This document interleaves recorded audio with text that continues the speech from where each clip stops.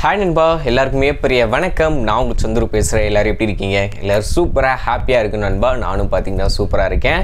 இன்றைக்கி நம்ம வீடியோ என்ன பார்க்க போகிறோன்னா, ஐக்கூ தரப்புலேருந்து ஒரு ஸ்மார்ட் ஃபோன். இதோட பட்ஜெட் பார்த்திங்கன்னா உங்களுக்கு 15,000 22,000 ரூபாய்க்குள்ளே பார்த்தீங்கன்னா வரும். ஏன்னா அவங்க கொடுத்துருக்கிற ஸ்டோரேஜ் ஆப்ஷன் பார்த்திங்கன்னா ரொம்ப பெருசு. 512 GB வரைக்கும் பார்த்தீங்கன்னா இன்டர்னல் ஸ்டோரேஜ்ன்றது கொடுத்துருக்காங்க. ஸோ இதோட ஸ்பெக் டீட்டெயில்ஸ்லாம் எது மூலியமாக வந்திருக்கு அப்படின்னா, இந்த ஆண்டனூட் பெஞ்ச்மார்க் ஸ்கோர்னு சொல்லுவாங்களே, அதில் வந்து அவங்களோட மொபைல் ஃபோனை வந்து டெஸ்ட் பண்ணியிருக்காங்க. ஸோ அதனால பார்த்தீங்கன்னா மொத்த ஜாதகமும் பார்த்தீங்கன்னா வெளியே வந்துருச்சு. இந்த ஸ்மார்ட் ஃபோன் கூடிய சீக்கிரம் இந்தியாவில் லான்ச் பண்ண போகிறாங்க. ஃபஸ்ட்டு ஐக்கூ அப்படின்ற பிராண்டை பற்றி நீங்கள் இன்றைக்கி சூழ்நிலை என்ன நினைக்கிறீங்க அப்படின்றத கமெண்ட் சொல்லுங்கள். ஏன்னா இப்போலாம் ஒவ்வொரு பிராண்டு மேலே ஒரு மெயினான ஒரு பாயிண்ட்டை வச்சு தான் பேசுகிறோம். OnePlus, அதுக்கப்புறம் ரெட்மி, போக்கோனா மதர் போர்டு இஷ்யூ, OnePlusனா டிஸ்பிளே லைன் உழுகிற இஷ்யூ அப்படின்னு சொல்லிட்டு ஒவ்வொரு பிராண்டு மேலேயும் ஒவ்வொரு கருத்து இருக்குது. ஐக்கூ பற்றி நீங்கள் என்ன நினைக்கிறீங்க அப்படின்றத பார்த்தீங்கன்னா கமெண்ட்ஸை சொல்லுங்கள். நீங்கள் ஆல்ரெடி ஐக்கூ ஃபோன்ஸ்லாம் யூஸ் பண்ணிகிட்டு இருக்கீங்களா? உங்களோட ஃபீட்பேக் என்ன அப்படின்றத சொல்லுங்கள். அடுத்து யாராச்சும் புதுசாக வாங்கணும்னு நினைக்கிறவங்களுக்கு ஒரு யூஸ்ஃபுல்லான ஒரு விஷயமா இருக்கும். அதனால் சொல்கிறேன், ஓகேவா? ஃபஸ்ட்டு இந்த ஐக்கூ என்ன லான்ச் பண்ணியிருக்காங்க அப்படின்றத பார்த்தீங்கன்னா 6.64 இன்ச்சுக்கான உங்களுக்கு எல்சிடி டிஸ்பிளே வித் 144 ஹெட்ஸுக்கான ரெஃப்ரெஷ் ரேட். ஸோ இதுலேயே பார்த்தீங்கன்னா நிறையா பேருக்கு டவுட் வரும், எதுக்கு வாங்கணும்? இப்போ வாங்குறதே மீடியா கன்சப்ஷன் தாண்டி தான் அதிகமாக இந்த 20,000 ரூபாய்க்குள்ளே நிறைய பேர் ஃபோன் சூஸ் பண்ணுவாங்க. நெட்ஃப்ளிக்ஸு, அமேசான் ப்ரைமில் மூவி பார்க்கும்போது நல்ல ரிச்சாக இருக்கணும் அப்படின்றதுக்காண்டி. எல்சிடி டிஸ்பிளே 144 ஹெட்ஸுன்றப்ப ஒரு தடுமாற்றம் தான். ஆனால் கேமர்ஸுக்கு பார்த்தீங்கன்னா அதில் தான் கண்ணூறுது, 144 ஹெட்ஸ் இருக்கா அப்படின்னு. ஆனால் ரியல் டைமில் நம்ம யார் 144 ஹெட்ஸ் ரெப்போஸ் சைடில் எந்த ஒரு கேமும் விளையாட போகிறதில்ல. இன்றைக்கி தேதிக்கு நம்ம ஊரில் பார்த்தீங்கன்னா நிறைய பேர் பார்த்தீங்கன்னா இந்த பிஜிஎம்ஐ விளாட்றாங்க, அப்படி இல்லாட்டி கால் ஆஃப் டியூட்டி, அப்படி இல்லாட்டி என்னது இந்த ஃப்ரீ ஃபயர். இது எதுவுமே பார்த்தீங்கன்னா 144 ஹெட்ஸை வந்து சப்போர்ட் பண்ணாது. ஸோ அப்படி இருக்கிற பட்சத்தில் 144 ஹெட்ஸுன்றது எல்சிடியில் கொடுத்தது பார்த்திங்கன்னா இன்றைக்கி தேதிக்கு ஒரு என்ன சொல்ல ஒரு மார்க்கெட்டிங் டேர்மாக தான் பார்த்தீங்கன்னா அதை செயல்படுத்திகிட்டு இருக்காங்க. அதுக்கு ஒரு AMOLED 90 ஹெட்ஸ் ரெஃப்ரெஷ் ரேட் கொடுத்துருக்கலாம். ஸோ அதை ஏன் பண்ணலைன்றது தெரில. But 6.64 inch LCD display 144 heads refresh rate பார்த்தீங்கன்னா கொடுத்துருக்காங்க. HDR10+ கண்டென்ட்லாம் பார்த்தீங்கன்னா உங்களுக்கு சப்போர்ட் பண்ணும். அதுலலாம் எந்த ஒரு குறையுமே இவங்க வைக்கல. உள்ளே யூஸ் பண்ண ப்ராசர் MediaTek Dimensity 8200 அப்படின்ற சிப்செட் வந்து கொடுத்துருக்காங்க.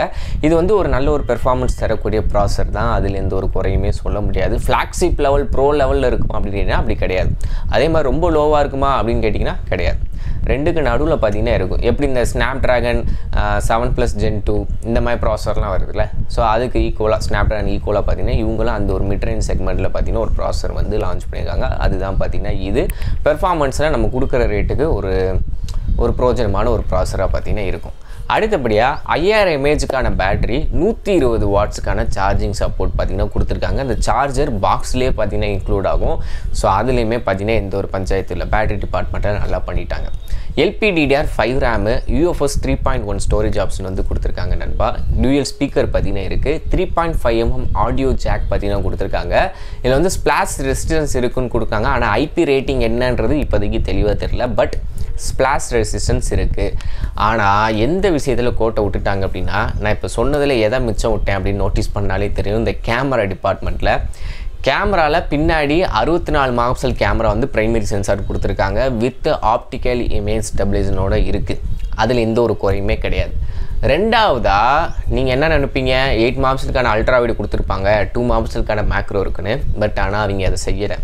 வெறும் 2 மெகாபிக்சல் மேக்ரோ, பின்னாடி 2 camera, 64 megapixel main camera, 2 megapixel macro. செல்ஃபிக்கு பார்த்தீங்கன்னா 16 மெகாபிக்சலுக்கான கேமரா.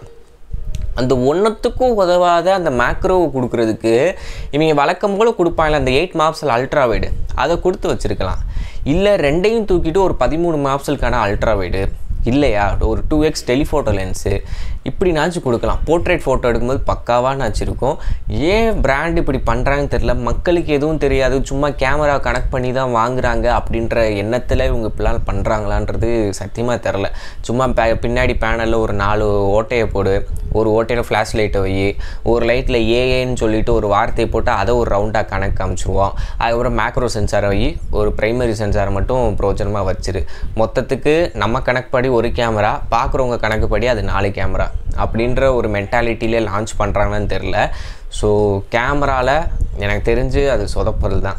பிரைமரி கேமரா தவிர்த்து வேறு எதுவும் அதில் உருப்படியாக இருக்கிற மாதிரி எனக்கு தெரியல.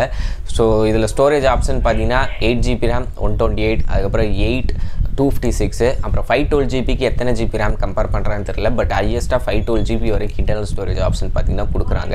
ஸோ அதில் எந்த ஒரு மாற்றமும் கிடையாது. இது வந்து கூடிய சீக்கிரம் இந்தியாவில் வித்தின் ஒரு அடுத்த மாதம் லாஸ்ட்டுக்குள்ளே பார்த்தீங்கன்னா இந்தியாவில் லான்ச் ஆக போகுது.